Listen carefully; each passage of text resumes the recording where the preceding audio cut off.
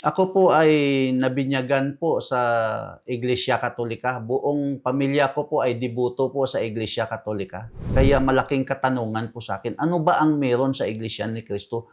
Bakit palagi po silang sumasamba? Hindi po sapat ang salitang salamat sa lahat ng kagandahang loob ng Panginoong Diyos sa isang natatanging biyayang ibinigay niya po sa akin.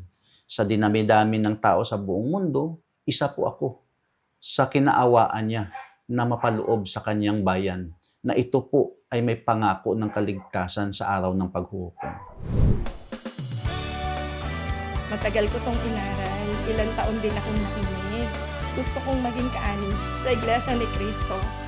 I ended up with only one religion on my list, and that is Iglesia ni Cristo. Pagtawag, A Convert Story.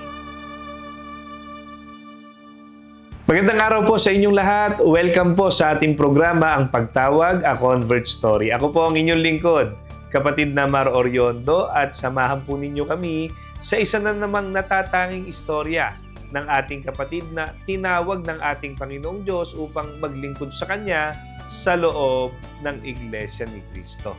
At wag na po nating patagalin pa, kilalanin na po natin ang makakasama natin ngayong araw.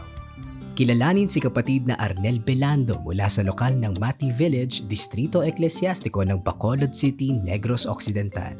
Dahil sa sipag, tiyaga at dedikasyon sa trabaho, siya ngayon ay isa sa mga unit manager sa kanilang kumpanya. Subalit kahit abala sa paghahanap buhay, hindi siya nawawala ng panahon para sa pamilya na kasama niyang naglilingkod sa ating Panginoong Diyos. Pinakamalaking biyayang kanyang nakamtan, buhat ng siya'y matawag sa loob ng Iglesia ni Cristo.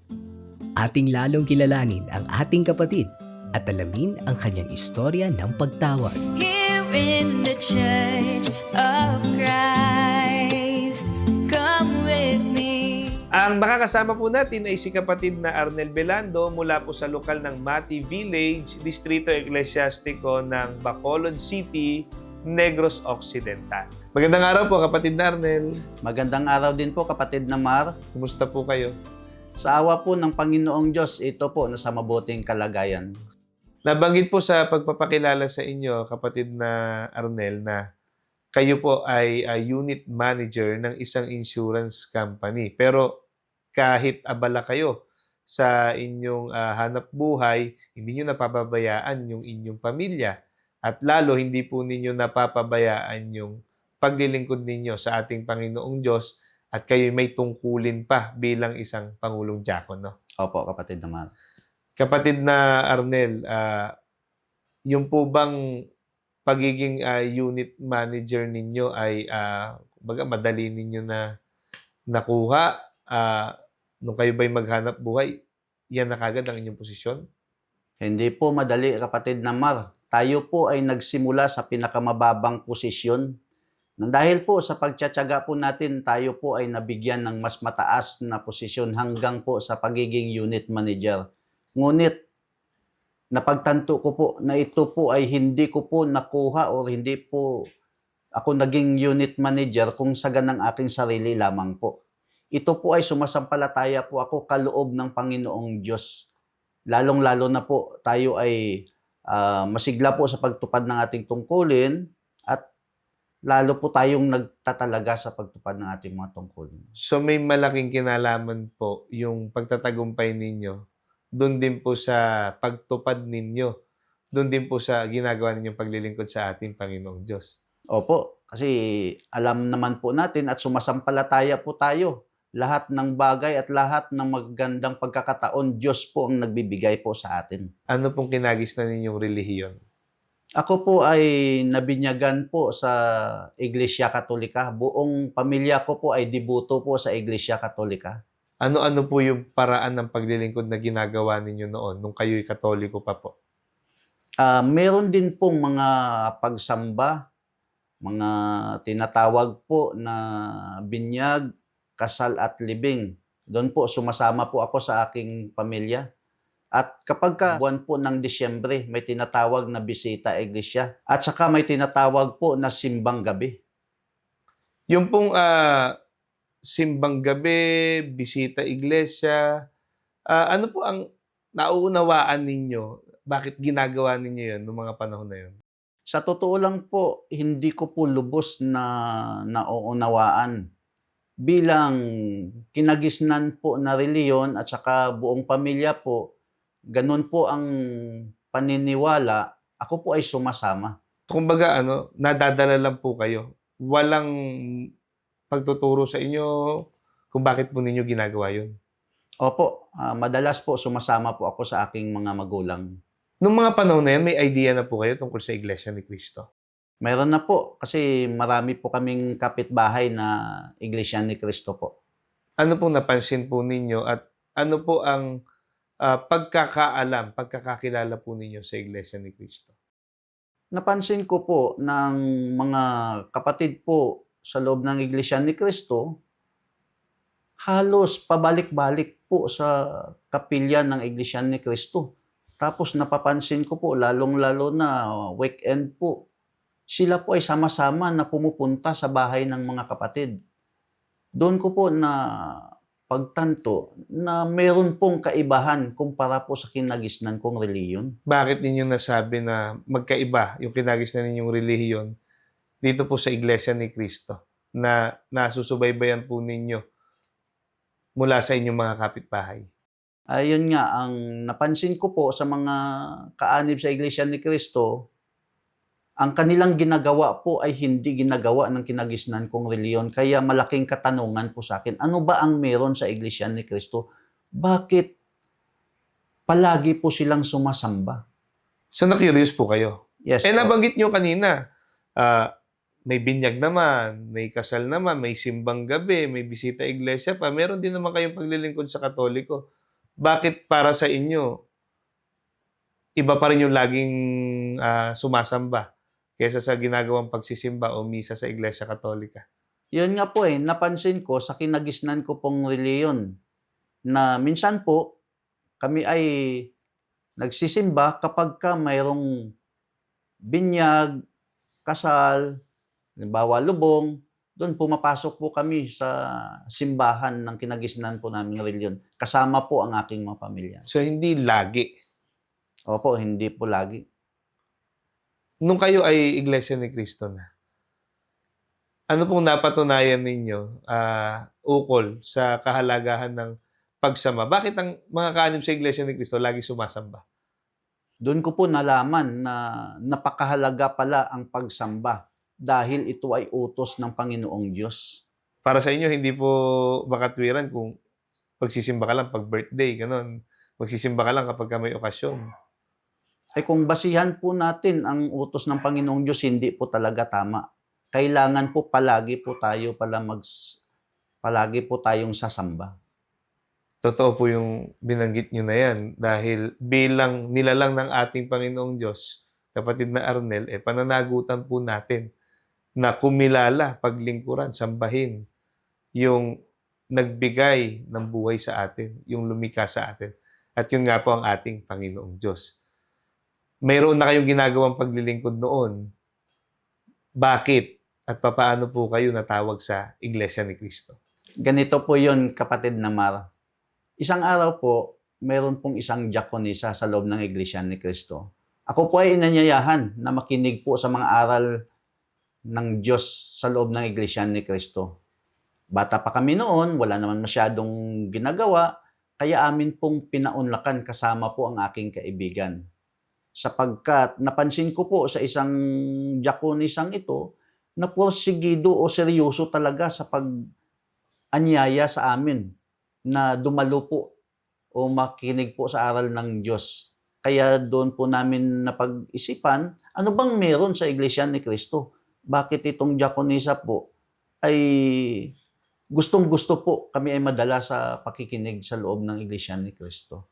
So nagpa-unlock po kayo doon sa ating kapatid. Apo.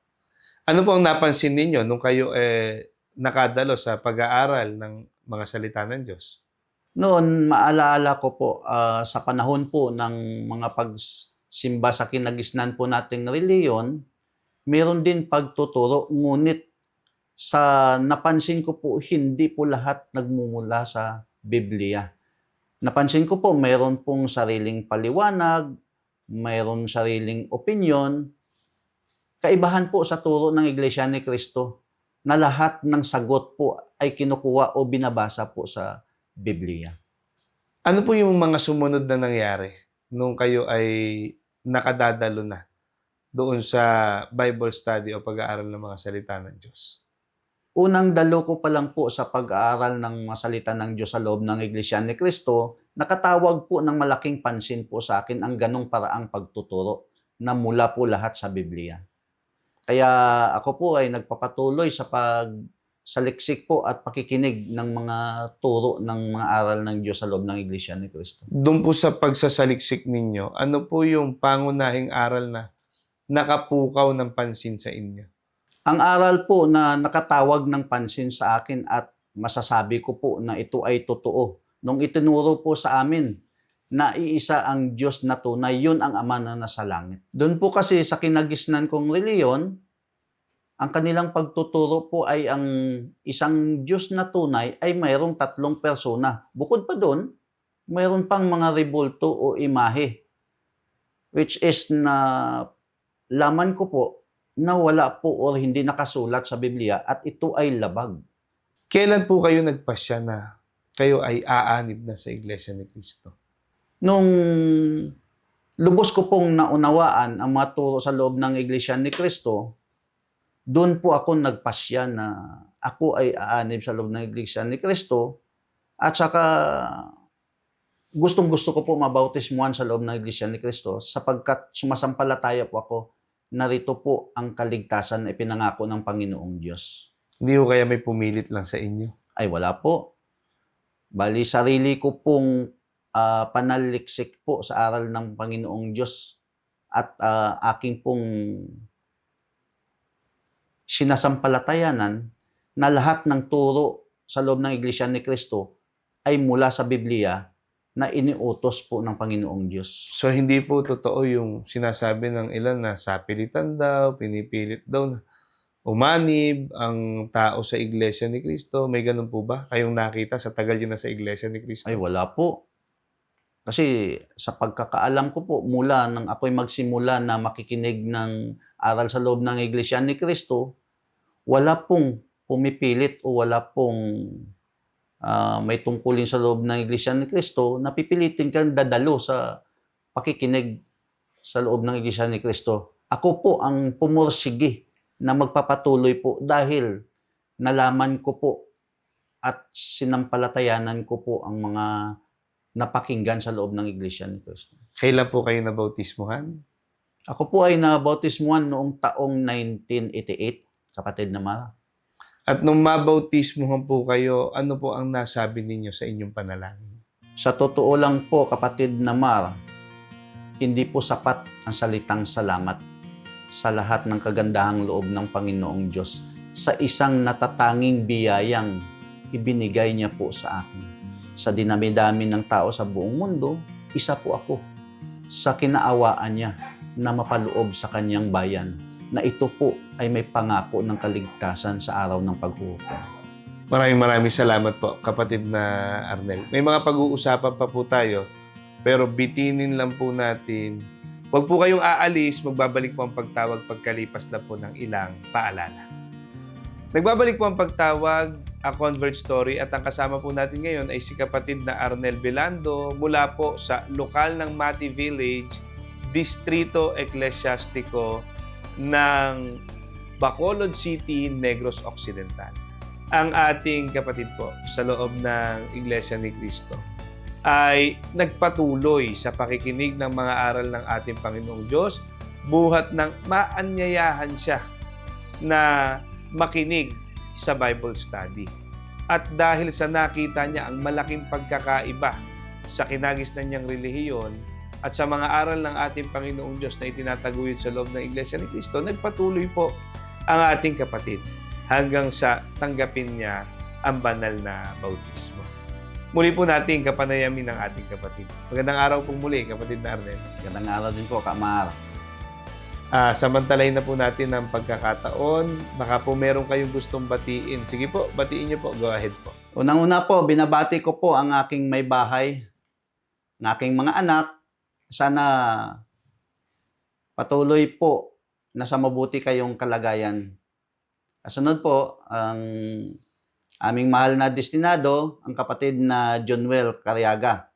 Kasama po ang may tungkulin sa lokal po ng Mati Village, distrito po ng Bacolod City.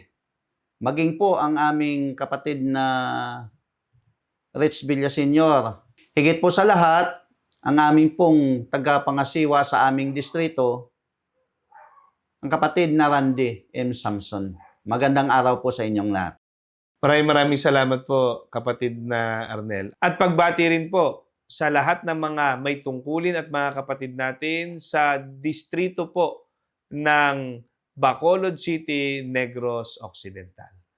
Kapatid na Arnel, papaano po nabago ng mga aral ng ating Panginoong Diyos na itinuturo sa loob ng Iglesia ni Cristo ang buhay ninyo? Malaki po ang ipinagbago po ng aking buhay mula po nang ako ay matawag sa loob ng Iglesia ni Cristo. Nakakaranas din po tayo ng mga pagsubok, mga suliranin sa buhay. Ngunit, ang isa po sa pinanghahawakan po natin, kahit dumaan po tayo sa ganong mga sitwasyon, na minsan po hindi po natin makakaya sa ganang ating sarili, mayroon po tayong Diyos na nangako po sa atin na kapag pinagtalagahan po natin ang ating mga paglilingkod at patuloy po tayo sa masiglang mga paglilingkod at pagsamba po sa Kanya, hindi po niya tayo pababayaan sa gitnaan man ng mga problema at suliranin. Nandyan lang po siya sa ating tabi. At yan po ang laging itinuturo sa atin ng pamamahala sa loob ng Iglesia ni Cristo. Ang kapatid na Eduardo V. Manalo na kahit magulo na ang daigdig na ating pinaglalakbayan, nabanggit nga po ninyo, hindi madali sapagkat talaga namang tumitindi ang kahirapan, may mga pagsubok na dumarating. Makakaya po ng isang lingkod ng ating Panginoong Diyos na makapagpatuloy kapag natitiyak niya, kasama niya ang ating Panginoong Diyos sa pagdadala ng kanyang buhay. At kapatid na Arnel, batay na rin sa inyong mga naging karanasan, batay na rin po sa lahat ng inyong pinagdaanan, gaano po kasarap magmahal ang ating Panginoong Diyos? Walang maitutumbas po, kapatid na Mar. Dahil sa lahat ng panahon, nariyan lang po siya, handang umalalay po sa atin, handang magmalasakit, higit po sa lahat, hindi nagmamaliw ang kanyang pagmamahal po sa atin kapag tayo ay nagtalaga po sa ating mga paglilingkod. Yun po ang isang bagay na hinding-hindi po natin matatawaran, ang tulong at awa ng Panginoong Diyos po sa atin. Totoo po yung binabanggit ninyo, yung nagtatalaga, yung sumusunod sa mga kalooban ng ating Panginoong Diyos, yun ang tiyak na tutulungan ng ating Panginoong Diyos. At yan din po ang laging itinuturo sa atin sa mga pagsamba. At yan rin po ang karanasan ninyo, nararanasan ninyo sa inyong buhay. Mayroon po tayong mga kababayan. Baka yan din ang gusto nilang maranasan. Baka yan din po ang gusto nilang maramdaman sa buhay na ito. Ano po ang gusto ninyong sabihin sa kanila? Lalong-lalo na po sa hindi pa po natin kapiling, hindi pa po natin kapanampalataya. Sige po. Sa mga kaibigan, kakilala, higit sa lahat sa aking mga pamilya na hindi pa po kaanib sa loob ng Iglesia ni Cristo. Buong puso po namin kayong inaanyayahan na kayo po ay sumaliksik o magsuri po ng aral sa loob ng Iglesia ni Cristo na aming sinasampalatayanan. Kung kaligtasan po ang pag-uusapan, magagarantiya po namin na dito po sa loob ng Iglesia ni Cristo, may pangako po ang Diyos. Ito po ang tunay na paglilingkod. Narito po ang tunay na kaligtasan. Kung basihan po natin ang Biblia, ito po ang ililigtas. Subukan po ninyo magsuri po sa loob ng Iglesia ni Cristo. Maraming salamat po, kapatid na Arnel. Ang nakasama po natin ngayon ay si kapatid na Arnel Belando mula po sa lokal ng Mati Village, Distrito Eklesiastiko ng Bacolod City, Negros Occidental.